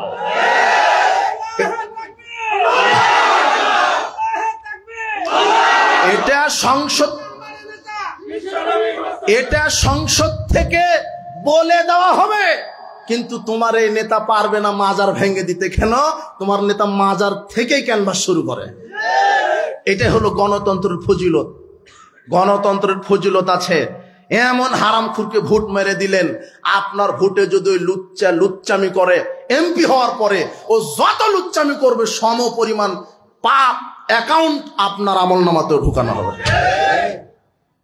এই প্রচলিত বেহায়াপনা, উলঙ্গ রাজনীতি বাদ দিয়ে মুহাম্মদ সাল্লাল্লাহু আলাইহি ওয়াসাল্লামের রাজনীতি শিখুন। আল্লাহ আপনাকে কবুল করুন। আমি আপনার বিরোধী নই, কোনো দলের বিরোধী নই। ইসলাম দলের বিরোধী করে না, নেতার বিরোধী করে না, নেতার পরিবর্তন চায় না, দলের পরিবর্তন চায় না, ইসলাম নীতির পরিবর্তন চায়। আপনি ক্ষমতায় থাকেন, নীতি পরিবর্তন করতে হবে। ইহুদি খ্রিস্টানের নীতি বাদ দেন, কোরআন হাদিসের নীতিকে সংবিধান হিসেবে চালু করেন। এটা আমাদের দাবি। এই জন্য সাবধান, হে যুবক, তুমি কোন নেতার পিছনে ঘুরো, তুমি সাবধান হয়ে যাও। বেনামাজি মদখোর গাঁজাখোরেরা নেতা হওয়ার যোগ্যতা রাখেন। আশ্চর্য কথা, ৯৫% মুসলমানের দেশে তুমি একটা তাফসির মাহফিল করবা, তাই বেনামাজির কাছে অনুমতি নিবার যেতে হয়। একটু অনুমতি দেন। তুমি লুচ্চামি করো, যখন কনসার্ট করো, নর্তকী নাচাও, মদের অনুষ্ঠান করো, তখন অনুমতির প্রয়োজন হয় না। জালসা করার সময় অনুমতি প্রয়োজন হবে মানে কি বলো তুমি? আশ্চর্য কথা। এই দেশ মুসলমানের, এই দেশে নেতৃত্ব দিবে দেশের হকপন্থী আলেম ওলামা। যেদিন হকপন্থী আলেম ওলামা সংসদে বসবে, কোরআন সুন্নাহ যখন সংবিধান হবে, তখন দেশের মানুষ ছিনতাই, চুরি, দুর্নীতি থেকে মুক্ত পাবে, নিরাপদে বসবাস করতে পারবে। এই জন্য বলেছিলাম যে দল আছে অনেক, কিন্তু আপনাকে হকপন্থী দল হতে হবে। হকপন্থী দল কোনটা? হকপন্থী দলের কোনো নাম নাই, শুধু বৈশিষ্ট্য আছে। কি বৈশিষ্ট্য? সালাত যার বিধানে, রাজনীতিও তার বিধানে। কথা বুঝিনি মনে হয়। এটা হলো হকপন্থী দলের বৈশিষ্ট্য। ১ নম্বর বৈশিষ্ট্য কি? তারা সার্বিক জীবনে আল্লাহর বিধান মেনে চলবে। সার্বিক জীবন মানে সালাত আল্লাহর বিধান, অর্থনীতি আল্লাহর বিধান। ২ নম্বর বৈশিষ্ট্য, তারা রাসূল সাল্লাল্লাহু আলাইহি ওয়াসাল্লামের আদর্শকে বুকে ধারণ করবে। সার্বিক জীবনে রাসূল সাল্লাল্লাহু আলাইহি ওয়াসাল্লামকে আঁকড়ে ধরবে, রাসূলের সুন্নাহ অনুযায়ী জীবন পরিচালনা করবে। সালাত, সিয়াম, হজ, যাকাতেও রাসূলের সুন্নাহ আছে, রাজনীতিতেও কার সুন্নাহ আছে? আপনি শুধু মনে করেছেন দাড়ি আর টুপি রাখা রাসূলের সুন্নাহ? জি না, রাষ্ট্র যে পরিচালনা করতে হবে, এর নীতিও নিতে হবে একজন মানুষ থেকে, যার নাম মুহাম্মদ সাল্লাল্লাহু আলাইহি ওয়াসাল্লাম। যখন আপনি সার্বিক জীবনে মেনে চলবেন, তখন আপনি হবেন হকপন্থী দলের ফেরকা নাজির অন্তর্ভুক্ত। তবে মুহাদ্দিসগণ ফেরকায়ে নাজির বৈশিষ্ট্যগত নাম দিয়েছেন। কি গত? বৈশিষ্ট্যগত। এক শ্রেণীর শয়তানের দালাল বের হয়েছে, এরা বলছে আহলে হাদিস বলা যাবে না, মুসলিম বলা লাগবে। তো মুসলিম কি? শিয়ারাও তো মুসলিম, কাদিয়ানিরাও মুসলিম, আপনার ওই যারা কবর পূজা করে এরাও মুসলিম। তো আপনি কোন মুসলিম হবেন? আমি আকীদাতে সালাফি, জাতিতে মুসলিম। আমি যখন বিজাতিদের সামনে দাঁড়াবো আমি বলবো মুসলিম, আর যখন আমি বেদাতিদের সাথে সামনে দাঁড়াবো তখন আমি বলবো আমি একজন আহলে হাদিস মুসলিম। আহলে হাদিস একটা আন্দোলনের নাম। আহলে হাদিসের নাম শুনলেই সমাজে কম্পন সৃষ্টি হয়ে যায়। আহলে হাদিস কোন প্রচলিত মতবাদ মাযহাবের গোলামি করে না। আহলে হাদিস সব কোরআন হাদিসে বিশ্বাসী। আহলে হাদিসের জনসংখ্যা না থাকতে পারে, অর্থ না থাকতে পারে, ক্ষমতা না থাকতে পারে, আহলে হাদিসের দলিলের জোর আছে আলহামদুলিল্লাহ। আহলে হাদিসের দলিল ছাড়া কথা বলে না। আমাদের মাথা থেকে পা পর্যন্ত, সালাত থেকে রাজনীতি, সব ক্ষেত্রে কোরআন সুন্নাহর দলিল দ্বারা পরিপূর্ণ আলহামদুলিল্লাহ। আমরা মানুষের কোনো সার্বভৌমত্ব বিশ্বাস করি না, আল্লাহর সার্বভৌমত্বে বিশ্বাস করি। আমরা রাসূল সাল্লাল্লাহু আলাইহি ওয়াসাল্লামের বিধানে বিশ্বাস করি। আহলে হাদিসের বৈশিষ্ট্য এটা। আজকে সারা পৃথিবীতে স্লোগান উঠেছে আহলে হাদিস ইহুদি খ্রিস্টানের দালাল, এদেরকে নিধন করো, এদেরকে বাধা দাও। জিনা, ফেরাউন ডুবে মরেছে, নমরুদ জুতার বাড়ি খেয়ে বিদায় নিয়েছে। আহলে হাদিসের একজন আলেমকে লাঞ্ছিত করবা, আল্লাহ ১০০ জন আলেমকে প্রতিষ্ঠা করাবেন। আহলে হাদিসের একটা মসজিদ ভাঙবা, আল্লাহ এরকম 10টা মসজিদ নির্মাণ করে দিবেন। আহলে হাদিসদের আন্দোলন ঠেকানো যাবে না। আহলে হাদিসকে লাথি দেওয়া মানে আতরের ডিব্বাতে লাথি দেওয়া। আতরের ডিব্বাতে লাথি দিলে সারা পৃথিবী কোরআন সুন্নাহ ছড়িয়ে যাবে। আহলে হাদিসকে আঘাত করলে আতরের সেন্ডের মতো সারা পৃথিবী তাওহীদ প্রচার প্রতিষ্ঠা হবে ইনশাআল্লাহ, আজ হোক আর কাল হোক। এই জন্য বাতিলের সামনে কোনোদিন মাথা নত করবেন না। আহলে হাদিস কোনো কাপুরুষ আহলে হাদিস হতে পারে না। আপনি দুনিয়াতে বেঁচে থাকবেন বিড়ালের মতো নয়, আপনি দুনিয়াতে বেঁচে থাকবেন বাঘের বাচ্চার মতো, বিড়ালের মতো নয়। আমার সেফ সারা জীবনটাই চলবে কোরআন সুন্নাহ দিয়ে। আমি সালাত আদায় করব যার বিধানে, রাজনীতি করব তার বিধানে, অর্থনীতি চালাবো তার বিধানে। বৈশিষ্ট্যগত নাম সালাফগণ বলে দিয়েছেন। আল্লাহ বলছেন একটি দল হকের উপরে থাকবে, সেই দলটা কি? আলী ইবনুল মাদিনী বলছেন, আজ থেকে 1200 বছর পূর্বে আলী ইবনুল মাদিনী ইমাম বুখারীর উস্তাদ, তিনি বলছেন আল্লাহ যে বলেছেন একটি দল হকের উপরে থাকবে, তিনি 1250 বছর পূর্বে বলেছেন হুম আহলুল হাদিস, সেই নাজাত প্রাপ্ত দল হচ্ছে আহলে হাদিস। খলিফা হারুনুর রশিদ আজ থেকে 1300 বছর পূর্বে বলে গেছেন তলাবতু আরবাতান ফাওয়াজাদতু ফি আরবাতিন, আমি মুসলমানের 4টি দল তালাশ করেছি, 4টি দলের মধ্যে 4টি বৈশিষ্ট্য আমি পেয়েছি। তলাবতুল কুফরা, আমি কুফরি খুঁজেছি। ফাওয়াজাদতু ফিল জাহমিয়া, আমি জাহমিয়াদের মধ্যে কুফরি পেয়েছি। তালাবতুল কালাম ওয়াশ শাগাবা, আমি মিথ্যা কুটতর্ক খুঁজেছি, আমি কুটতর্ক আর ঝগড়া খুঁজেছি। ফাওয়াজাদতু ইনদাল মুতাজিলা, আমি মুতাজিলাদের মধ্যে পেয়েছি। তালাবতুল কিযবা, আমি মিথ্যা খুঁজেছি। ফাওয়াজাদতুহু ইনদার রাফিজাতে, আমি মিথ্যা পেয়েছি রাফেজি শিয়াদের মধ্যে। তালাবতুল হক, আমি হক খুঁজেছি। ফাওয়াজাদতুহু মা আসহাবিল হাদিস, আমি হক পেয়ে গেছি আহলে হাদিসদের মধ্যে। এটা 1300 বছর আগেকার কথা, 1300 বছর আগেকার। ইমাম আবু দাউদ বলছেন 202 হিজরিতে জন্ম, 275 হিজরিতে মৃত্যু। প্রায় 1200 বছর আগে ইমাম আবু দাউদ বলে গেছেন লাউলা হাদিল ইসাবাহ লাং দারাসাল ইসলাম ইয়ানি আসহাবুল হাদিস, যদি পৃথিবীতে আহলে হাদিস নামক এই আহলে হাদিসের বাচ্চারা যদি পৃথিবীতে না থাকতো, তাহলে সঠিক ইসলাম জাতি দেখতে পেত না, শিরক বেদাতকে ইসলাম মনে করত। ইমাম আবু দাউদের কথা এটা, 1250 বছর পূর্বেকার কথা, এটা আজকের কথা, আজকের কথা নয়। ইমাম শাফি রাহিমাহুল্লাহ বলছেন, শোনো, ইজা রাআইতা রাজুলাম মিন আসহাবিল হাদিস, আমি যখন কোন আহলে হাদিস ব্যক্তিকে দেখি, আমি যখন কোন আহলে হাদিস ব্যক্তিকে দেখি, ফাকা আন্নামা রাআইতুন নবী সাল্লাল্লাহু আলাইহি ওয়াসাল্লাম হাইয়ান, আমি যেন স্বয়ং নবীকে জীবন্ত দেখতে পাই। কেন? মুহাম্মদ সাল্লাল্লাহু আলাইহি ওয়াসাল্লাম যেভাবে চলেছে আহলে হাদিসরা সেইভাবেই, মুহাম্মদ সাল্লাল্লাহু আলাইহি ওয়াসাল্লাম যেভাবে সালাত আদায় করে, কারা সেভাবে সালাত আদায় করে। তাকবীরে তাহরিমা, পায়ের সাথে পা মিলানো, বুকের উপরে জোরামিন বলা, এগুলি কে বলেছেন? কে বলতে বলেছেন? মুহাম্মদ সাল্লাল্লাহু আলাইহি ওয়াসাল্লাম। সব কোরআন হাদিস দ্বারা পরিপূর্ণ, দলিল দিয়ে পরিপূর্ণ। জিনা কোন ব্যক্তির দোহাই দিয়ে, বাপ দাদার দোহাই দিয়ে ধর্ম চলবে না। ধর্ম একজন মানুষের নীতি আদর্শ দিয়ে চলবে, যার নাম মুহাম্মদ সাল্লাল্লাহু আলাইহি ওয়াসাল্লাম। এই জন্য ইমাম শাফি বলছেন, আমি যখন কোন আহলে হাদিস ব্যক্তিকে দেখি, তখন জীবন্ত কাকে দেখি? মুহাম্মদ সাল্লাল্লাহু আলাইহি ওয়াসাল্লাম, জীবন্ত নবীকে দেখি। সেই আজ থেকে 1200-1300 বছর পূর্বে বিদ্বানগণ এইভাবে বৈশিষ্ট্যগত নাম দিয়ে গেছেন। আব্দুল কাদের জিলানী, অনেকে তাকে তো বড় পীর বানিয়ে দিয়েছেন, অথচ সে পীর দাবি করেন। আব্দুল কাদের জিলানী সালাফি আকীদার লোক ছিলেন।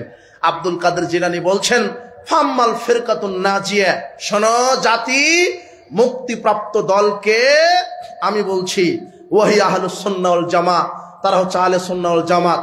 আহলে সুন্নাহ ওয়াল জামাত লা ইসমুন লাহুম, আহলে সুন্নাহ ওয়াল জামাতের কোনো নাম নাই, ইল্লা ইসমুন ওয়াহিদুন, শুধু একটা মাত্র নাম আছে, ওয়া হুয়া আসহাবুল হাদিস, নাজাত প্রাপ্ত দলের একটাই নাম, সেটা হলো আহলুল হাদিস। এটা হলো আব্দুল কাদের জিলানীর কথা। কার কথা? আব্দুল কাদের জিলানীর কথা। আপনি ইতিহাস পড়েন, ইতিহাস জানেন। আজকে আহলে হাদিসদেরকে বলে এরা হলো নতুন ফিরকা, আমাদেরকে বলে না ফিতনাবাজ, নতুন একটা ফিরকা। অথচ ইমাম শাফি রাহিমাহুল্লাহ, আপনি আশ্চর্য হবেন, 22 হিজরিতে জন্ম, 104 হিজরিতে মারা গেছে। এখন কত হিজরি? 1449 হিজরি নাকি? ভুল হলো না সঠিক আছে? কত হিজরি? 1447। এখানে নাই। 104 হিজরিতে ইমাম শাফি বলে গেছেন, তাই না? জি 1447, এটাই 49 না, 1447 ইমাম শাবি বলে গেছেন 104 হিজরিতে। কত বছর আগে? 1300 বছরই ধরেন, 1300 বছর আগে ইমাম শাবি বলে গেছেন লাবিস্তাকবালতু মিন আমরি মাস্তাদবারতু মুহাদ্দাসতু ইল্লা আজমা আহলি আলাইহি আহলুল হাদিস। সুবহানাল্লাহ। আমি এখন যেটা জানতে পারছি, আগে যদি জানতাম, কেবল আহলে হাদিসগণ যেই হাদিসগুলি বর্ণনা করে গেছেন আমি কেবল সেগুলিই জাতিকে শোনাতাম। 1300 বছর পূর্বে আহলে হাদিস শব্দটা পৃথিবীতে ছিল। কথা বুঝেননি মনে হয়? কতশো বছর পূর্বে? 1300 বছর পূর্বে আহলে হাদিস শব্দটা ছিল। মিজানুল কুবরার আপনার 90 পৃষ্ঠায় আপনি এই কথাটা পাবেন, ইমাম শাবির কথা। 1300 বছর পূর্বে পৃথিবীতে আহলুল হাদিস শব্দটা ছিল। এখন আপনি বলছেন আহলে হাদিস পরিচয় দেওয়া যাবে না, হানাফি পরিচয় দেওয়া যাবে? হ্যাঁ, আপনি হানাফি যদি পরিচয় দিতে পারেন, নিজেকে শাফি পরিচয় দিতে পারেন, নিজেকে মালিকি পরিচয় দিতে পারেন, নিজেকে দেওবন্দি পরিচয় দিতে পারেন, নিজেকে হাফাজি পরিচয় দিতে পারেন, আমিও মুসলিম, আমি নিজেকে আহলে হাদিস পরিচয় দিতে পারবো না কেন? আমি ওই দেশের নাগরিক। তুমি বেটা নিজেকে তোমার দলের পরিচয় দিতে পারবে, আমি আমাকে পরিচয় দিতে পারবো না? মানে তোমার নাম এসেছে, তুমি মিথ্যা অপবাদ দিয়েছো।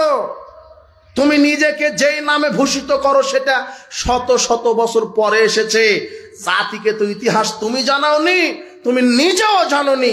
তুমি কি জানো আহলে হাদিস এসেছে কবে?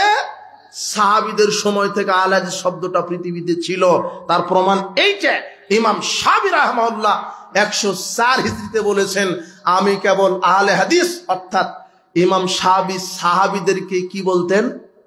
আহলে হাদিস, যারা হাদিসের অনুসারী। সুবহানাল্লাহ। ইমাম শাফি সাহাবীদেরকে বলতেন এরা হলো আহলুল হাদিস।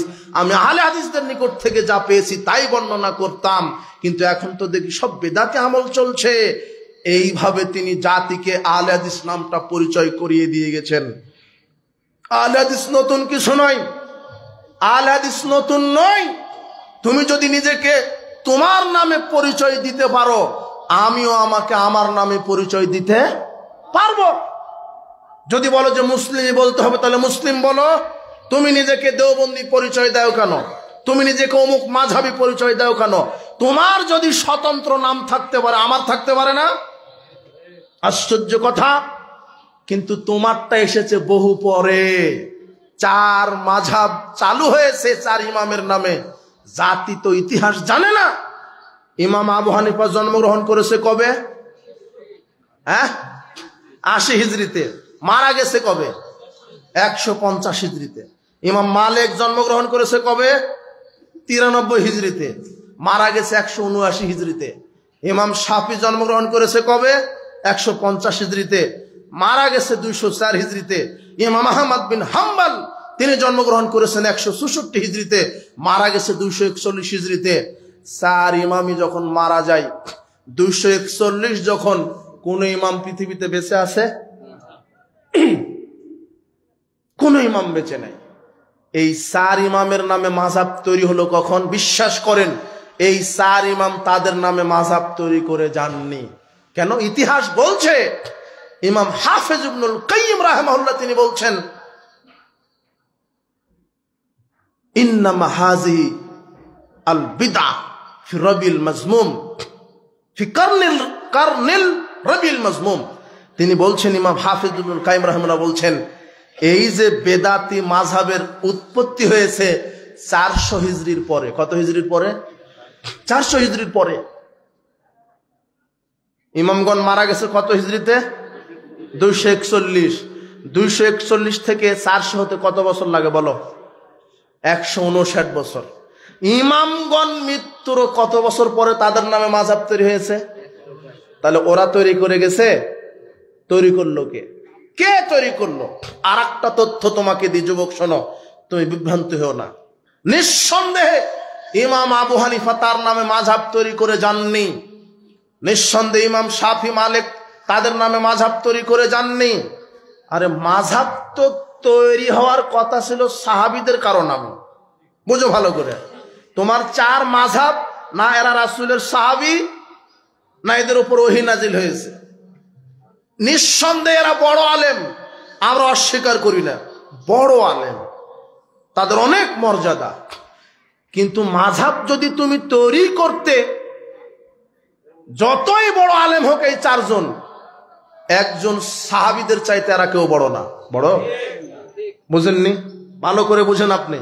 তাহলে মাযহাব এই চার ইমামের নামে তৈরি না হয়ে চার খলিফার নামে তৈরি হওয়ার কথা ছিল। তো ইমাম আবু বকরি মাযহাব, উমরি মাযহাব, উসমানী মাযহাব, আলী মাযহাব, কথা বুঝেননি? হয়েছে ওদের নামে। কিন্তু এই চার ইমামের নামে মাযহাব তৈরি করে, আলাদা আলাদা আকীদা আমল তৈরি করে আমরা সমাজে বিভ্রান্ত লাগাইনি, তোমরাই সমাজে ভ্রান্ত আমল প্রতিষ্ঠা করে মুসলমানের ভিতরে পার্থক্য সূচিত করেছো। তোমরা যে আমল তৈরি করো, আপনি যে আমল তৈরি করেছেন আকীদা, আপনার এই আমল আকীদার সাথে চার ইমামের কোনো সম্পর্ক নেই। জি না। ফরজ সালাতের পরে সম্মিলিত মোনাজাত করেন, একটা ফতোয়া দেখান ইমাম আবু হানিফা থেকে। মিলাদ কিয়াম করে বেড়ান, ইমাম আবু হানিফা থেকে ফতোয়া দেন। চার আঙ্গুল ফাঁকা রেখে সালাতে দাঁড়ান। আপনি কোন মার্কা হানাফি? ইমাম আবু হানিফার কোন কিতাব থেকে একটা জাল বাক্য আপনি দেখাতে পারবেন না। আপনি চার আঙ্গুল ফাঁকা রেখে দাঁড়ান মানে আপনি শুধু ইমামের নাম ভাঙিয়ে খান। আপনি একটা প্রতারক, আপনি ধর্মের দালাল, আপনি একটা। ইমাম আবু হানিফার আকীদার সাথে আপনার আকীদার মিল নেই। ইমাম আবু হানিফার আকীদা আল্লাহর হাত আছে, পা আছে, সিহারা আছে, আর আপনার আকীদা আল্লাহ নিরাকার। মিলল?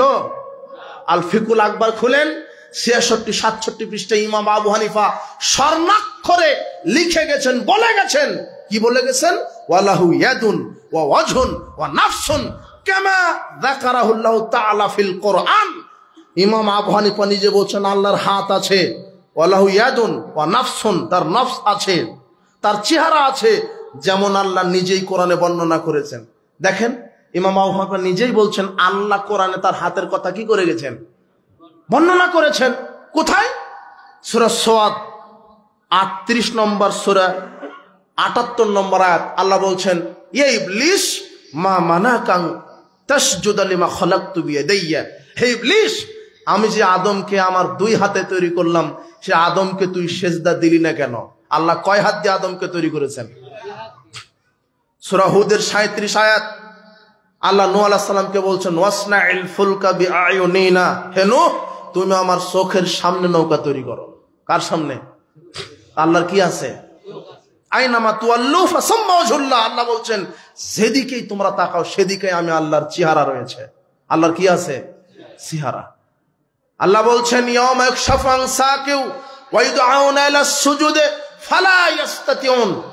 বিচারের মাঠে আল্লাহ পায়ের নলা প্রকাশ করবেন। সূরা কলমের 42-43 আয়াত। আল্লাহর পায়ের কি আছে? নলা। যেভাবে আছে ওইভাবে অনুবাদ করেন। সাকিন শব্দটা হচ্ছে পায়ের নলা। সাকিন, পায়ের নলা। আল্লাহর পাও আছে। বুখারী খুলেন, জাহান্নাম অধ্যায় খুলেন, আল্লাহ বলছেন ফাম্মান নার ফালা তামতালিউ, জাহান্নাম পূর্ণ হবে না হাত্তা ইযাল্লাহু রিজলাহু, যতক্ষণ না আল্লাহ তার পা ঢুকে না দিবেন। আল্লাহর কি আছে? আল্লাহর পা আছে, হাত আছে, চক্ষু আছে। আল্লাহ নিজেই বলেছেন তার পরিচয়, তার গুণের কথা। কিন্তু আমি বিকৃত করার কে? কিন্তু এটা মাথায় রাখবেন, আল্লাহকে কারো সাথে তুলনা করা যাবে।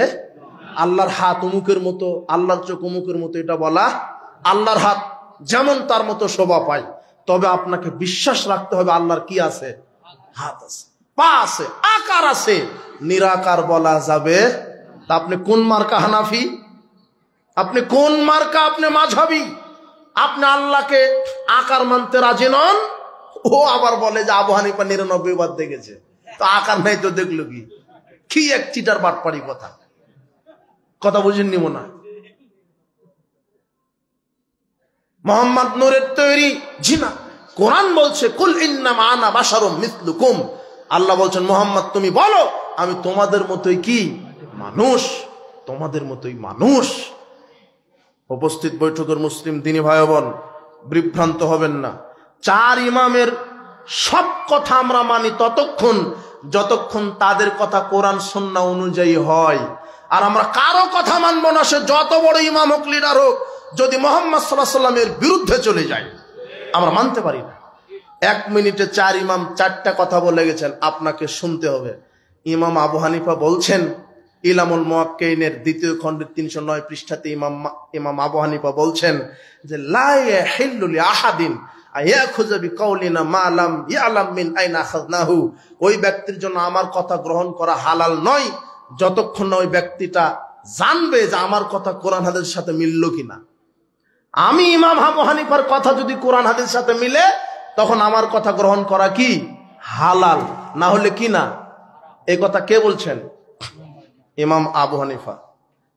ইমাম মালিক কি বলছেন? শারহ মুক্তাসার খলিল কারখি 21 নম্বর খণ্ডের 213 পৃষ্ঠাতে ইমাম মালিক বলছেন, ইন্নামা আনা বাশার, আমি একজন মানুষ মাত্র, উখতিও উসিবু, আমি ভুল করি সঠিকও করি, ফানজুরু ফির রায়, হে জাতি আমি ইমাম মালিকের কথাগুলি তোমরা তদন্ত করো। ইমাম মালিক বলেছেই বলে তোমাদের মানতে হবে তা না, আমার কথা তদন্ত করো। ফাইন, যদি ওয়াফাকা, মিলে যায়, আল কিতাব ওয়াস সুন্নাহ, কোরআন এবং রাসূলের হাদিসের সাথে, আমার কথা কার সাথে যদি মিলে যায়, ফাখুযুহু, তাহলে আঁকড়ে ধরো। ও মা লাম ইউফিকহুমা, আর যদি আমার কথা কোরআন হাদিসের উল্টা হয়ে যায়, ফাতরুকুহু, তাহলে কি করো, বাদ দাও, ছুঁড়ে ফেলে দাও। ইমাম মালিকের কথা। ইমাম শাফি কি বলছেন? আল খুলাসা ফি আসবাবিল ইখতিলাফ 208 পৃষ্ঠায় বলছেন ইমাম শাফি, তিনি বলছেন যে ইজার আয়াতা ইউখালিফুল হাদিসা, আই তুমি যদি দেখো আমার কথা রাসূলের হাদিসের উল্টা চলে গেছে, ফা'মালু বিল হাদিস, হাদিস অনুযায়ী আমল করো, ওয়াদরিবু বিকালামিল হায়াতা, আর আমি ইমাম শাফির কথা দেওয়ালে ছুঁড়ে মারো। আমার কথা রাসূলের হাদিসের কাছে কোনো মূল্য নাই। ইমাম আহমদ বিন হাম্বল কি বলছে? ইকদুল জিদ ফি হাকামিল ইজতিহাদ ওয়াত তাকলিদ, এই বইয়ের এই কিতাবের 28 পৃষ্ঠাতে আহমদ বিন হাম্বল বলছে যে লা তুকাল্লিদনি, তোমরা আমার অন্ধ অনুসরণ করো না, ওয়ালা তুকাল্লিদান্না মালিকান ওয়া আউজাই নাখিয়া, ইমাম মালিক, ইমাম আউজাই, নাখি, এদের তাকলিদ করো না।